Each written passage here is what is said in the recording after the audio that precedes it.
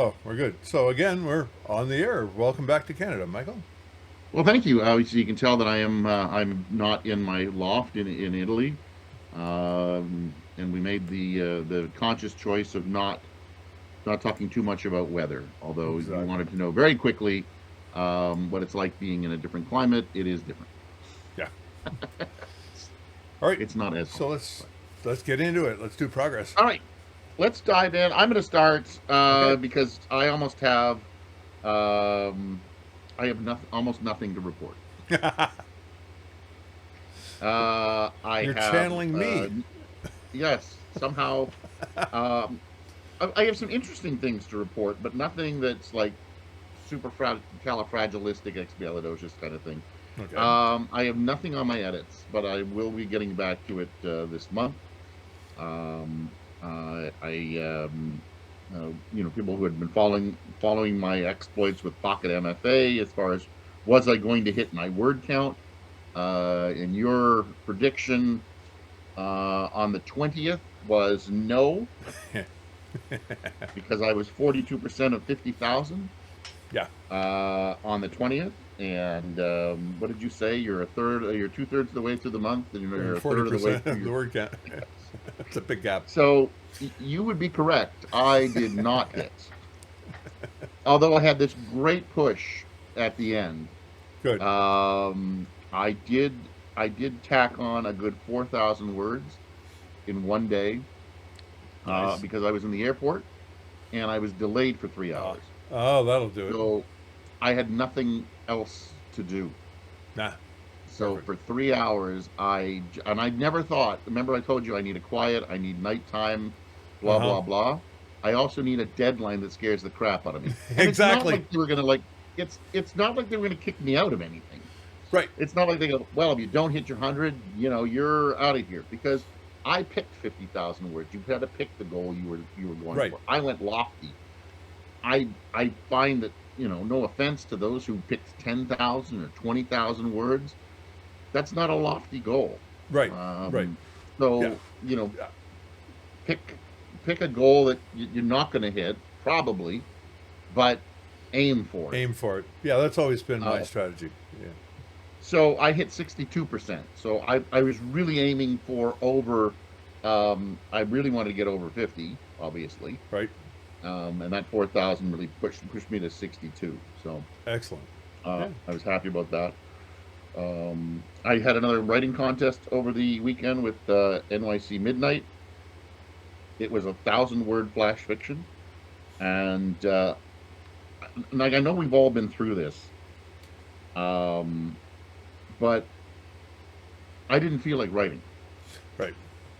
I really wanted to just take a breather because, after being in the airport and doing all that and four Yeah. thousand words, and I you know I felt I was a little gassed, so I wanted to take the weekend off. And then, as people learned 2 weeks ago, I got so excited about being first. Yeah. I just joined everything I could, Right. and now I was like, I really don't want to write anything. So I did something. I think I mentioned it too. I did what's called a writing battle.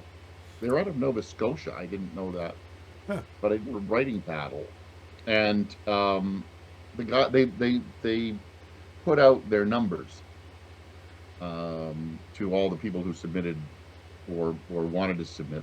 And this is something you pay into. Like, you're paying $45 American or whatever it is to be part of this. Right. Okay. Right. Same thing with NYC Midnight. You're paying money to be part, and I guess it goes into the pool to pay for the judges and also to pay the prize money. And I was surprised by the numbers that Writing Battle put out, of the amount of people who didn't submit anything. Uh. Yeah. And I was like, how can you not submit anything? And yet you paid your money. Well, how do you just not, like, the 1,000 word thing starts on the Friday night. I think that's why they call it NYC Midnight. It starts at midnight. You have 3 days till midnight to Right. put it in. And and I was up Friday night at midnight. I saw what my assignment was. I have at times written the first draft at midnight, or but within that first hour of having the assignment. I didn't this Uh-huh. time. I went to bed, put some thought into it. Saturday went by, most of Saturday went by, and I was like, I may be one of those guys who doesn't submit this year. Like, Right. I do not submit anything because I've got nothing. I had a crime caper, I had a baby bottle, and I had a funeral. Those were my three things, and I just had nothing. I absolutely had nothing. Wow. And then I think around Saturday at 4 o'clock, I went, no, I'm not the kind of person to just give up on this. So I sat down and I just wrote like a stream of consciousness story. Okay. And for the first time in any kind of battle or anything that I've done, I was very close. I was only 83 words off. So I was 1,083 instead of 1,000, which is rare for me. Usually I've got Right. to cut out whole big paragraphs, or I'm so short that I got to figure out things to add. Okay. Um, and I knew when I wrote it that, like, I wrote things going, yeah, if I have to take something out, this is going. Okay. Right. Right. So I did submit something. I wrote it, and I edited it on Sunday, and I put it in. Is it my best story? I don't know. I thought it was a good story. I don't think it's.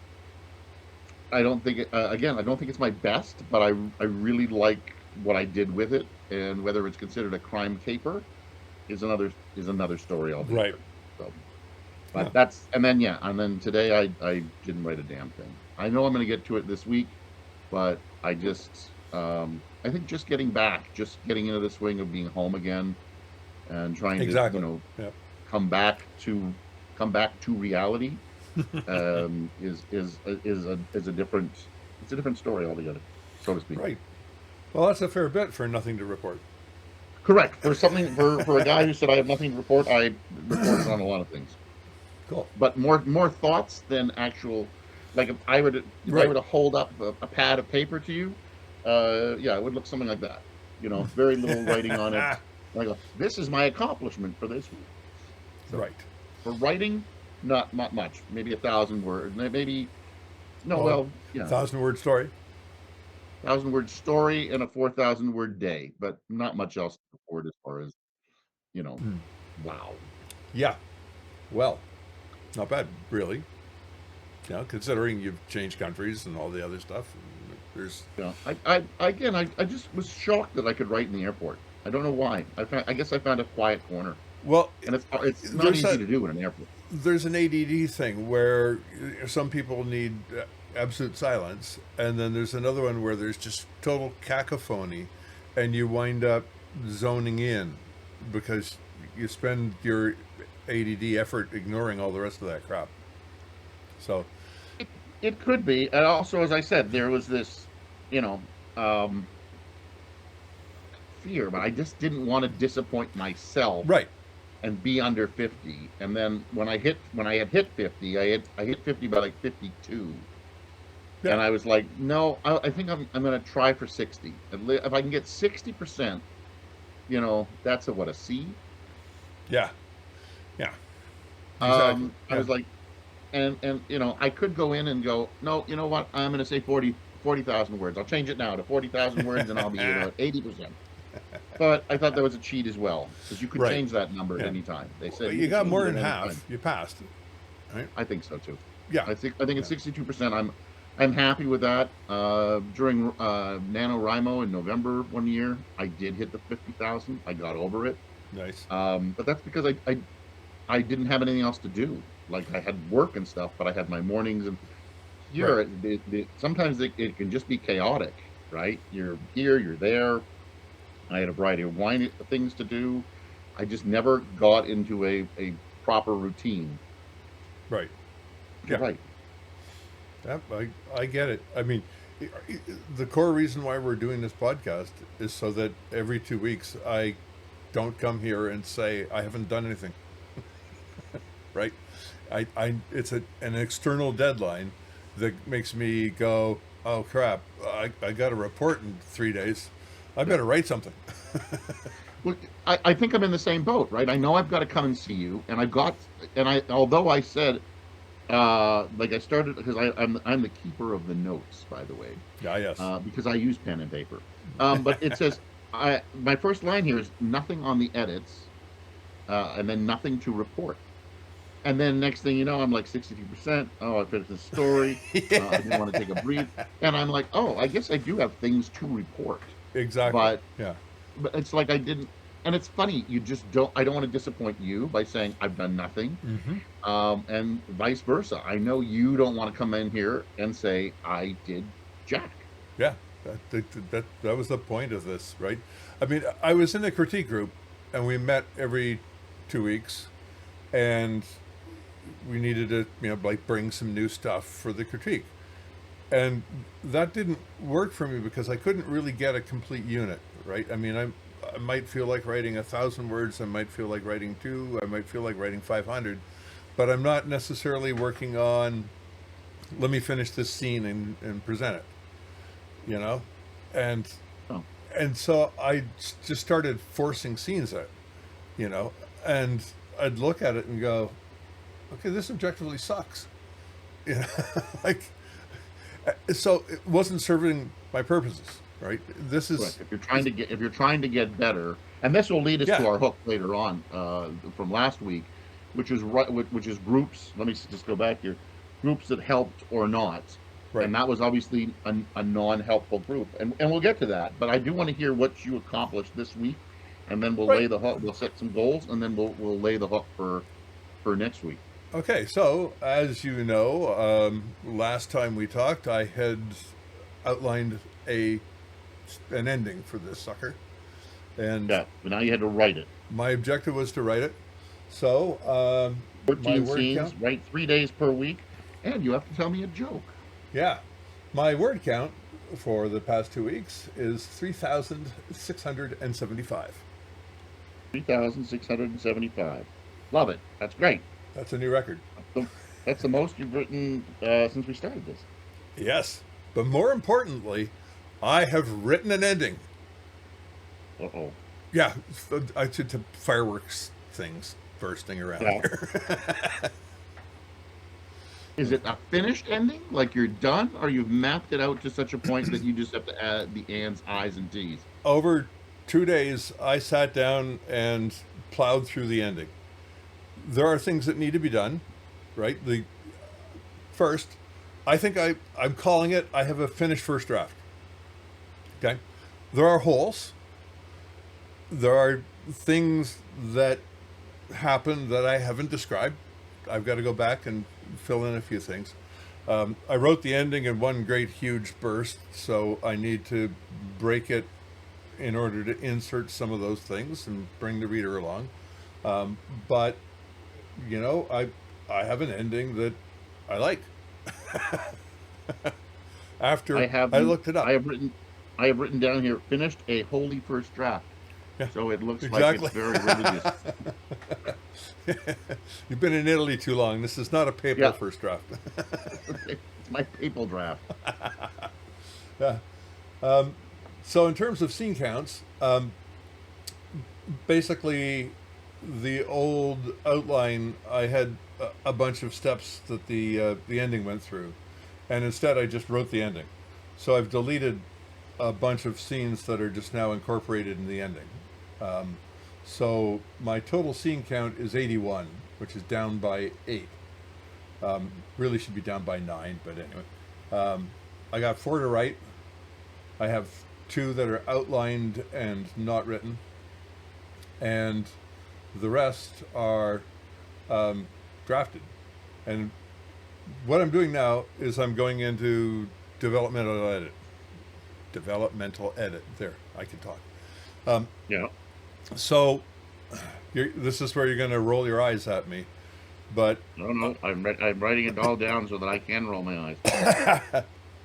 I'm now going through each scene, adding metadata, which is what happens to the characters in those scenes from their viewpoint. And then I'm going to pull that out into individual character storylines so that I can make sure that each of their stories actually make sense and find the holes and determine exactly what the holes need to do to be not holes.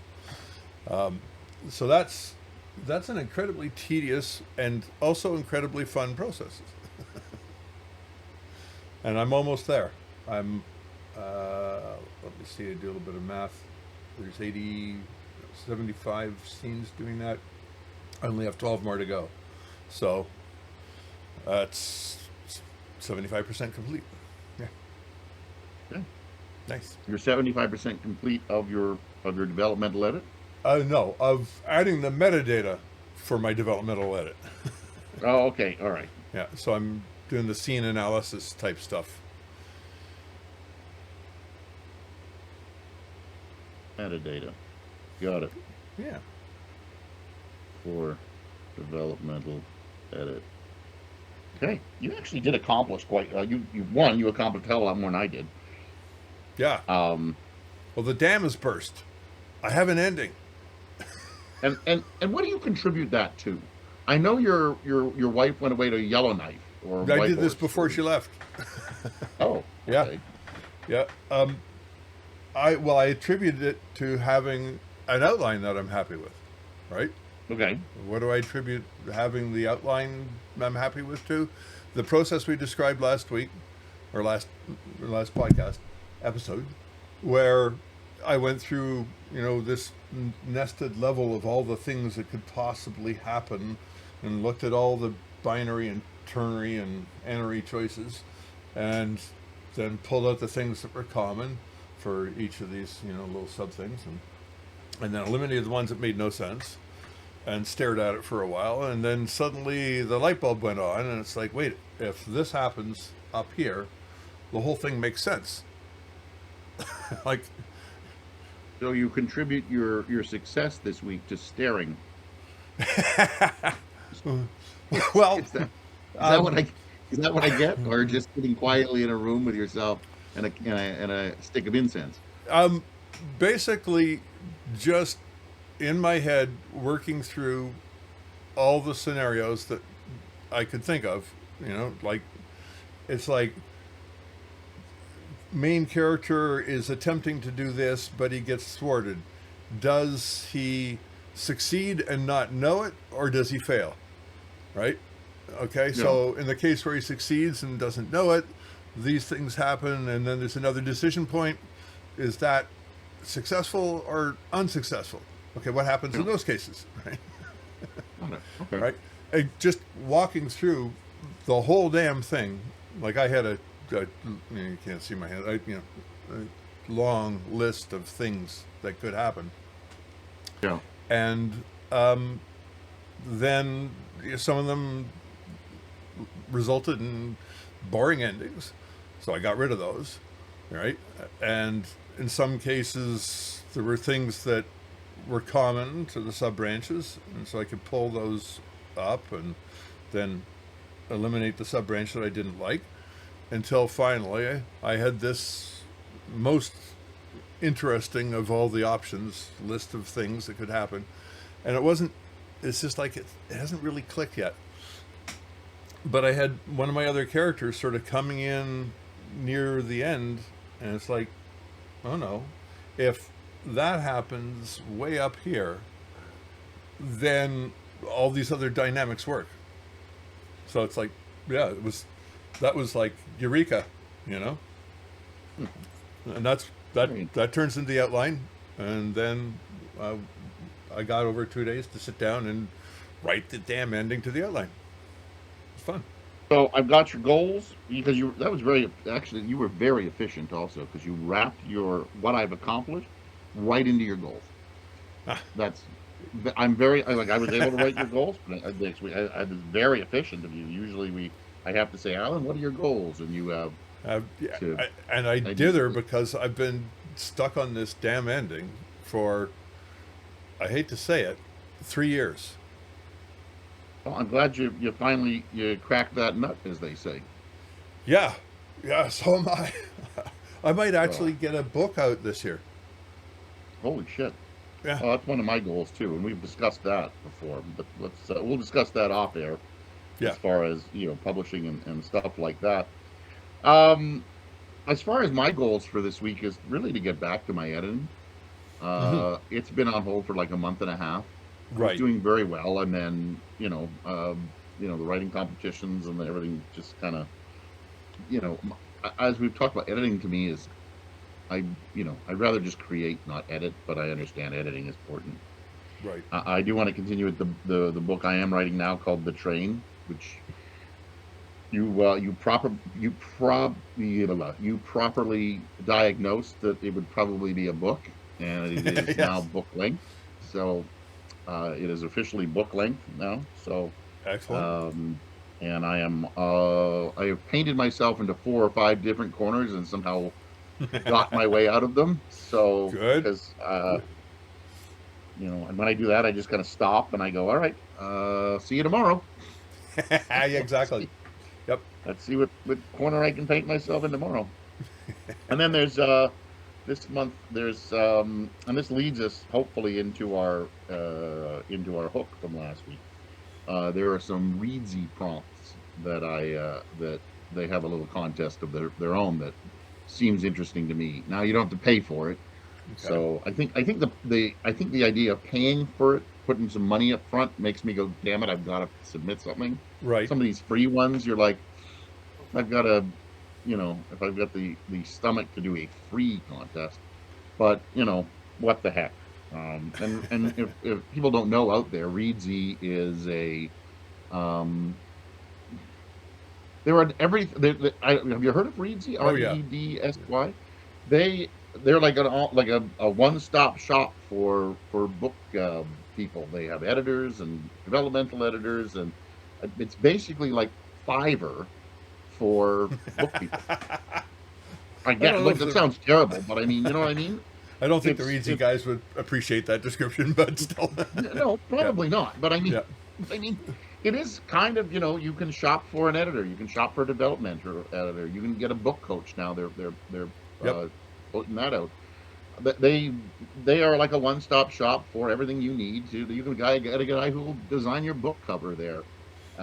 They basically kind of, I don't know if they publish for you, but I think they'll get you to a point where you are publishable. Right. That's that's my thought of them. And um, as much I haven't used them a lot, but I get their emails, I look through their stuff, and Yep. whether I find that a group that I've joined to be beneficial or non-beneficial, at the moment they are like in the middle for me. Right. They haven't been totally beneficial. They are not hindering me in any way, but it does make me think of Yeah. things that I could use them for. So I, for the most part, see them as I guess I see them more as beneficial than not. There have been Right. things that I've joined that I haven't found beneficial, but so All right. I That's have a cool. small list of good and a very little list of bad groups All that I right. have joined. I don't know if you want to, bounce them back and forth and just you do one, I Okay. do one kind of thing. Well, But Reedsy is number one, but it sits in the middle for me. So okay. I, I I've got basically a pile of mailing lists. Um, yeah, so let me see if I can zip through. There's Thomas Unstedt at Author Media. Um, he has a pile of resources. Like you can subscribe to his Patreon and get access to a bunch of tools, but he does podcasts with people, and fortunately posts a transcript. Right, okay. so it's ironic that we're doing a podcast without a transcript, but I much prefer to just read the transcript and then move on because I can Yeah, that's read not what you're supposed faster to than I say. can listen. Yeah. That's not what you're supposed to say. Yeah. Life goes on. um, there's Story Origin, which is a tool that I will make use of when I have a book, right? And he's got um, interfaces to mailing lists. You can do shares with other authors. There's you can build a website. I've pointed you at it. You know Yeah, it's there. I've got it. Yep. I've got it shared. Like I have. Believe it or not, I have a note in my Google Keep that says Alan's advice and or links. Right. Yep. So that one Um, is definitely in there. Every time you say something, and I go, oh, I better look into that. right. So There's for those of us who want to self-publish. There's David Gogren, who has a site chock full of how to maintain your mailing list, how to create ads, how to do advertising on Facebook and Amazon and all that kind of stuff. He's just got this massive free resource, and so I follow his newsletter, which is cool. And I'm trying to find the other one that I send you. This guy out of Canada. Why can't I find him? Because I've sent. There we go. Right. So this is Authors Publish, authorspublish.com. yes, you sent me that one as well. I Right. subscribe to his newsletter. He has some interesting resources as well. Right. Yeah. Exactly. Like the last one. Let me just do this. So that's all interesting. While you're searching for what you're doing, I can tell you that I joined. Now this was a paid thing, obviously. Pocket MFA, Right. Masters of Fine Arts in theory, and they do in 16 weeks what a Masters of Fine Arts degree is supposed to do in their full 3-year, 2-year term. You get a mentor. You get to tell. You get to submit writing. You get feedback from other writers who have belonged as well. And then what I really loved about them was that after you joined, you went through your cohort, you became a member for life. So it's a group that you continue to be part of Right. for the rest of your days, or as long as you want to be a writer. And so you can take part in. They have when they just anything that they do. They say, do you want to be part of this? There's a circle group that you are part of. They have resources. I find them very beneficial. Excuse me, tea's going down the wrong way. I find them very beneficial, and I like being part of it. And you can be as active or as inactive as you want to be. Right. Sometimes I'm very interactive, i.e., the write-a-thon. Sometimes I'm not interactive. I'm like, whatever. So I really like them. I found a group called the Australian Writers. Um, they sit with me. For me, at the moment, they sit just like if I'm doing like a hierarchy of things. They're a little bit below Reedsy. They are more of a resource, more of um, an institute where you can pay and get courses about how to be a writer and stuff like that. What they really have that I wish I took part in more, but I can never remember because it's on Australian time, is they have a writing prompt thing that they also do. It's a free monthly. They give you a prompt and you have to write about it and submit, and then it's judged and stuff like that. But again, because it's on Australian time, and I can never, even though my sister's in Australia, I can never tell you what time it is in Australia. So I always, by the time I get the information, it's like, oh well, it's already half over. I don't have the time to write that, so I don't. Readsy, I talked about. Pro Writing Aid. While not a group, it's definitely a piece of software I like. BBC Maestro, I've heard a couple of good classes from them. Harlan Coben had a good one. Lee Child had a good one there. And Masterclass. It's not interactive, but I mean, you get the you get the perspective of writers who are in the field who you might respect and feel that you should, if you listen to them, maybe they'll help you. I don't know if they really help, but it just helps you also with the mindset of being a writer, I Right. guess. So Interesting. Yeah. I'm not sure if I mentioned BookBub in there.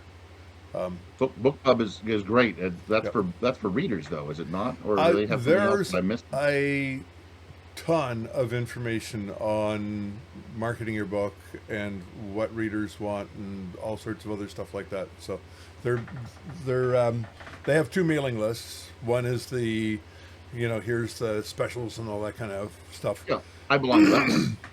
which I think I'm no longer on, because most of their science fiction specials are books that were written 25 years ago, and the publisher's just trying to dump a few. It's like, either Yeah, that or they're some guy who's just published his first book, and yeah. it's like the They're a little better for mysteries and thrillers and stuff like that. So yeah, but their blog targeted at authors has got a good deal of interesting information in it. Yeah. So, oh, interesting. Okay, I got to look that up because as I said, I belong to BookBub, but I didn't realize they had a second tier.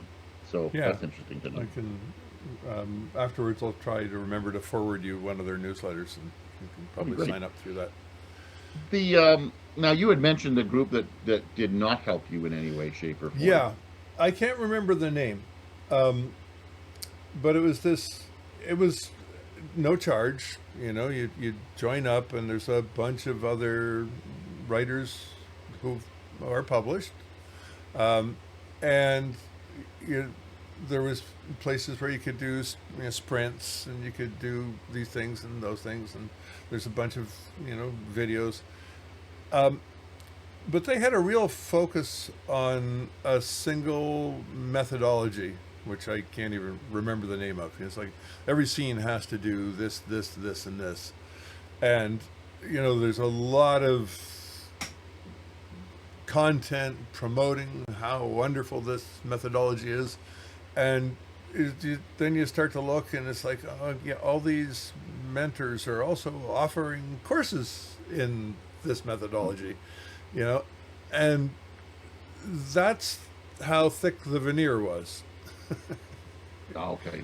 and it's just like, okay, well, first, this methodology is designed for beginning writers, and even though I'm a beginning writer, I've already moved past that.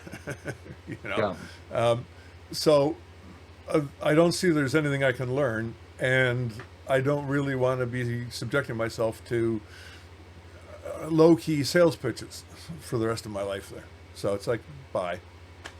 You know, Yeah. um, I had you're I had a I was very when I now look when I decided to start seeking help, mhm. as many writers should. Um, I I looked at a lot of different venues, and a lot of them were out of England. Mhm. Um, and I really liked this. I really liked this guy, David something or other. I can't remember what his full name was, but he had a group, and they were a hybrid publishing company. You take risk, we take risk, that kind of thing. And I really liked him. And he was very approachable, and he'd actually answer your emails pretty quickly and gives good advice. And I put him off, and I'm sad I did because I think he would have been very good.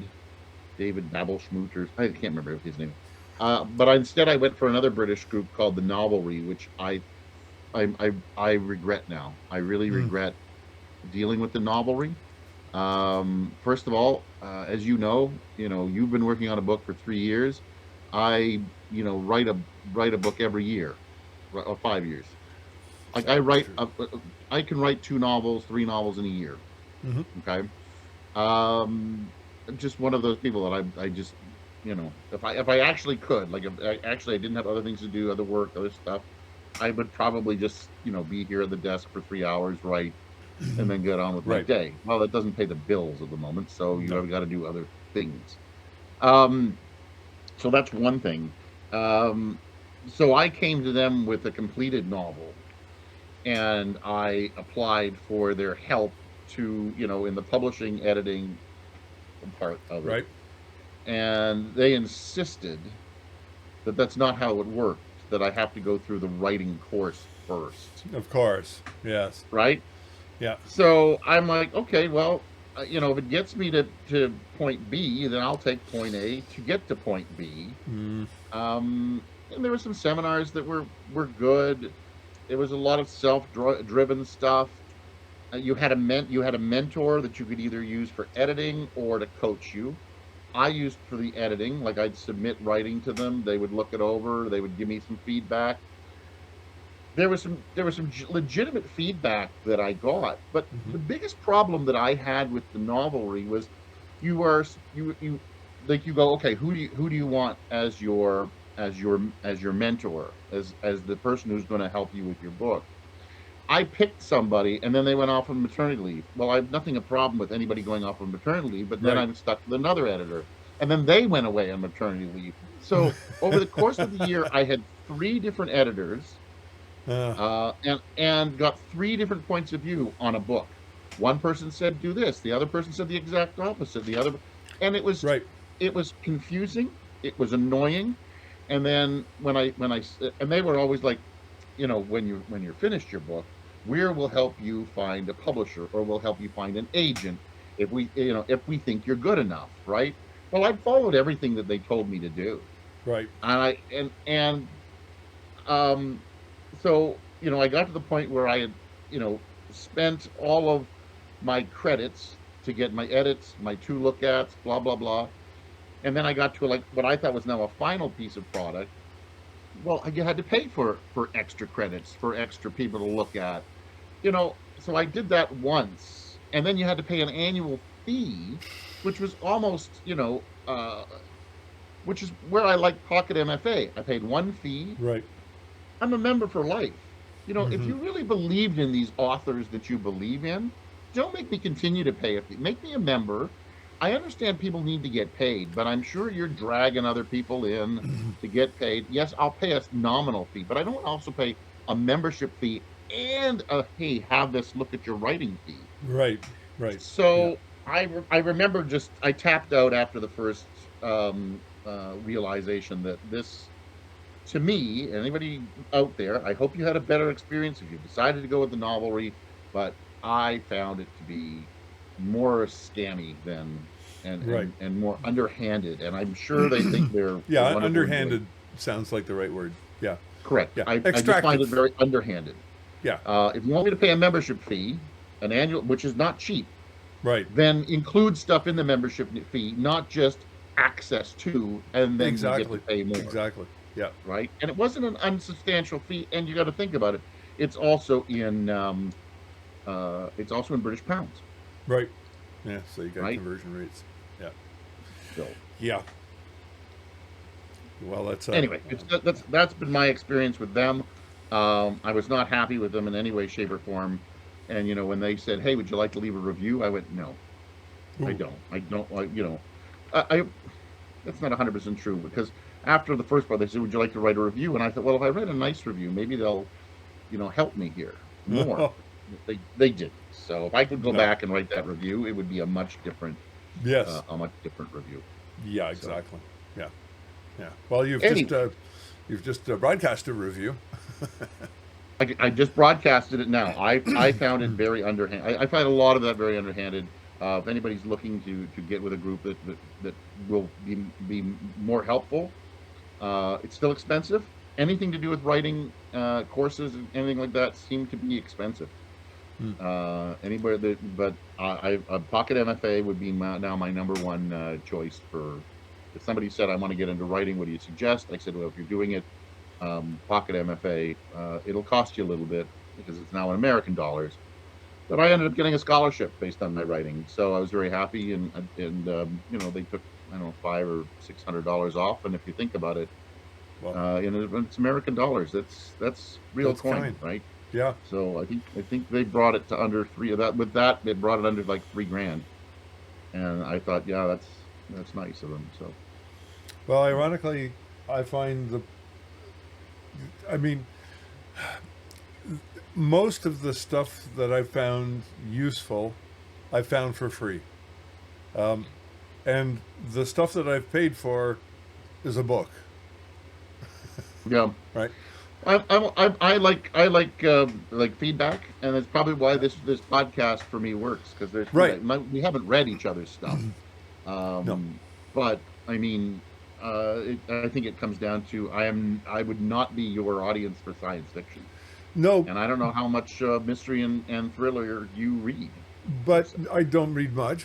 But I think there's merit to that. And if I go back to my critique group, I had one member who was basically writing literature, literary fiction. Another one who was writing cozy mystery, and another one who was writing science fiction. Yeah, science fiction, not No. not the subgenre that I'm in, um, but it was Which is good. erotic, right? It's erotic science fiction, is what you're. No, I'm just kidding. There's a little bit of that in there, but not a lot. Oh, okay. Not a lot. Um, the there was a benefit, especially for me, because I'm discussing these technical cybernetic issues, and when my literary person said, "I actually understand what you wrote," I'm like, "Yes." Hold on a second. It's probably spam. Okay, we're picking it up. You're gonna use what you said last when this will hopefully help you with get it. Is that somebody said to you, "I understand what you wrote." Right. And if somebody who's not reading my kind of technical stuff gets what I'm trying to say, that's a win, right? So I will be happy to read your manuscript for a bunch of reasons. For a fee. No, that's what I thought you were going with. I'd be happy to read your manuscript for a fee. So Yeah, let's see here. There's my fee. Yeah. yeah, Buy, there's your. buy me a half a coffee. No, it's not true. It's not Anyway, even buy a um, coffee these days. and if you would undertake to read mine, I would be more than happy to share it with you, Yeah. because I think it's good to get feedback from a reader that's both really interested and one who has potentially no clue what I'm saying, What you're writing about. because then at least you can come back and go, okay, well, I got the story, right? Yeah. Or that's my minimum, right? If you go, I'm not following this at all, then I'm going for another draft. Yeah, I guess Right? that's true. So, all right, something to think about. Yeah. So, I think we've gone for longer than usual, but I think we had lots to talk about for some reason. Yeah. Yeah, we're sort of at average. Yep. Oh, all right. Well, Yep. that's good of us. But I have come up with a new hook for this week. I have noticed that the last few weeks we've been talking about software and Right. Tools. groups and writing stuff and a lot of computerish stuff. You talked about newsletters. I talked about things that were online. But I think maybe we'll go back down to some brass tacks here. And next week, oh, wait a second. Before I hit it, what's your joke? Okay. So I went to this new city, and I decided to take a look and go tour their zoo. So I went to the zoo, and they only had one animal. It was a Shih Tzu. Not bad. Not bad. Not a bad dad joke.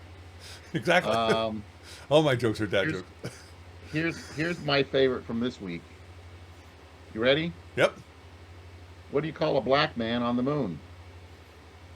An astronaut. An astronaut, you fucking racist. Yes, that's the joke. 'Cause most people do not go with the astronaut. But good for you. Most people stand there and look at you, and you say, "An astronaut, you fucking racist." So there you go. Very funny joke. I heard it from Scott Galloway. I haven't laughed that hard in a long time.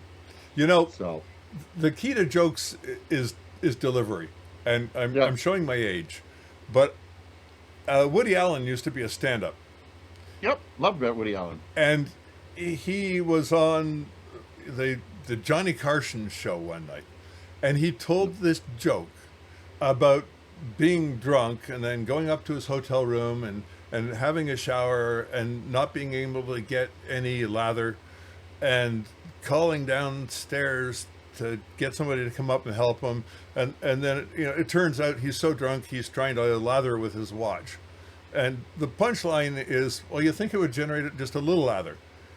It's a dumb joke.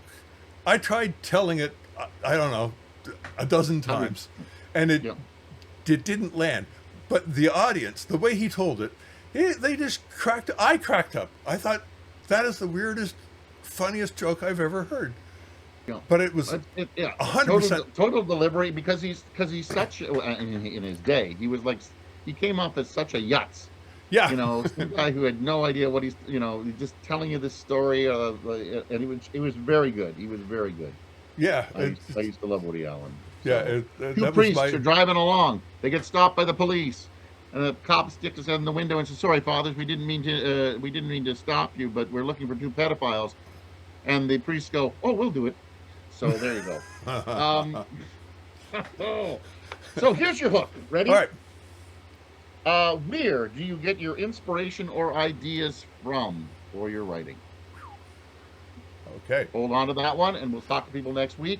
We also invite feedback. Yes. If you have any big resources for us or for anybody else watching, put it down in the comments. And you know what? We'll see you next week. I should mention that buried on my website, under other stuff, there's a whole bunch of resources that I've found for self-publishing and critiques of stuff and all sorts of other interesting things in there. And look at you, your own resource. Well, what I do is I read something and I make notes, and then I turn the notes into a post and I stick it down in there so that I can find it later. But you don't post on your Substack anymore, so there you have it. Well, yeah, it's on my site. I own it. Oh. If Substack goes under, I don't lose it. Yeah. So. Good point. All right, man. All right. We'll see you in 2 weeks. You got it. Ciao. Auf Wiedersehen.